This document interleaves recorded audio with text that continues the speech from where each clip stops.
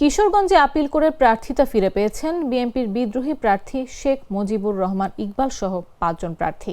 শনিবার আগারগাঁওয়ে নির্বাচন ভবনে মনোনয়নপত্র বাছাইয়ে রিটার্নিং কর্মকর্তার সিদ্ধান্তের বিরুদ্ধে আপিল শুনানির প্রথম দিনে ৭০ আপিল আবেদনের শুনানি অনুষ্ঠিত হয়। এর মধ্যে ৫১ জন প্রার্থী তাদের প্রার্থিতা ফিরে পান। শুনানিতে প্রধান নির্বাচন কমিশনারের সভাপতিত্বে ৪ জন নির্বাচন কমিশনার উপস্থিত ছিলেন। প্রার্থিতা ফিরে পাওয়ারা হলেন কিশোরগঞ্জ ১ আসনে বাংলাদেশ খেলাফত মজলিস মনোনীত প্রার্থী মাওলানা হেদায়েতুল্লাহ হাদি এবং একই আসনের খেলাফত মজলিসের প্রার্থী মাওলানা আহমদ আলী। কিশোরগঞ্জ ৪ আসনের স্বতন্ত্র প্রার্থী কাজী রেহা কবির সিগমা ও ডাক্তার মোহাম্মদ শাহিন রেজা চৌধুরী। এছাড়া কিশোরগঞ্জ ৫ আসনের স্বতন্ত্র প্রার্থী শেখ মুজিবুর রহমান ইকবালও প্রার্থিতা ফিরে পেয়েছেন। আমি কিশোরগঞ্জ ৪ ইটনামিট এবং অষ্টগ্রাম থেকে স্বতন্ত্র প্রার্থী হিসাবে প্রতিদ্বন্দ্বিতা করতেছি। আজকে আমার মনোনয়নপত্র বৈধ ঘোষণা করা হয়েছে। আমি আপনাদের এলাকার সন্তান।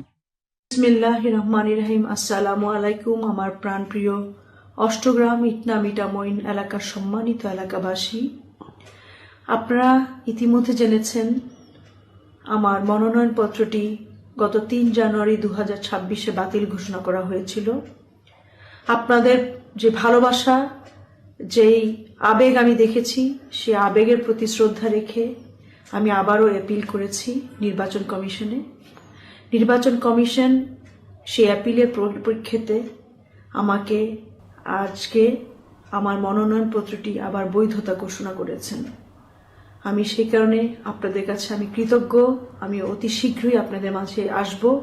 আপনাদের সহযোগিতা এবং ভালোবাসা আমাকে সবসময় উৎসাহ দিবে।